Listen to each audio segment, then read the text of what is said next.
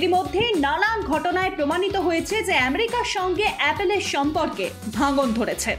সম্পর্কের অবনতি হয়েছে চীনের সঙ্গেও। এই পরিস্থিতিতে অ্যাপেল চীনের উপর নিজেদের নির্ভরশীলতা অনেকটাই কম করেছে। উল্টো দিকে দক্ষিণ এশিয়ায় অ্যাপেলের দ্বিতীয় হাব হিসেবে ভারতকে বিবেচিত করেছে এই স্মার্টফোন প্রস্তুতকারক সংস্থাটি। প্রসঙ্গত, অ্যাপেল গত বছরই ভারতে তাদের প্রথম অফিসিয়াল স্টোর খুলেছিল। এছাড়াও অনেকদিন আগে থেকেই তারা ভারতে আইফোন বানানো শুরু করে দিয়েছে।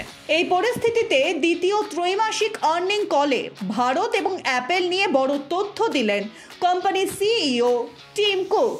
তিনি স্পষ্ট দাবি করেছেন যে তারা ভারতে ডাবল ডিজিটে ব্যবসা বৃদ্ধি করেছেন। পাশাপাশি তিনি আগামী দিনে ভারতে আইফোনের উৎপাদন বাড়ানোর বিষয়েও ইতিবাচক মনোভাব প্রকাশ করেছেন, যা থেকে স্পষ্ট যে ভারত অ্যাপেলের কাছে ক্রমশ অত্যন্ত গুরুত্বপূর্ণ হয়ে উঠেছে। এই প্রসঙ্গে উল্লেখযোগ্য, ভারতে অ্যাপেলের ফ্ল্যাগশিপ স্মার্টফোন আইফোন 15 তৈরিও শুরু হয়ে গিয়েছে।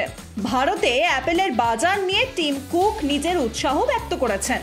পাশাপাশি তিনি দাবি করেছেন তাদের কোম্পানি ভারতের প্রতি নিজেদের মনোযোগ বৃদ্ধি করেছেন। এদিন টিম কুক জানান, বাজারকে সঠিকভাবে ধরে রাখার জন্য স্থায়ী উপাদানের প্রয়োজন রয়েছে। এই পরিস্থিতিতেই অ্যাপেল ভারতের মাটিতে আরও বেশি করে আইফোন উৎপাদন করতে চলেছে। তিনি বলেন, আমি ভারতকে একটি বড় বাজার হিসেবে মনে করি। আমাদের প্রধান লক্ষ্য হলো এই বাজার। এখানে অপারেশনাল বা সাপ্লাই চীনের পরিপ্রেক্ষিতে আমরা উৎপাদন করেছি।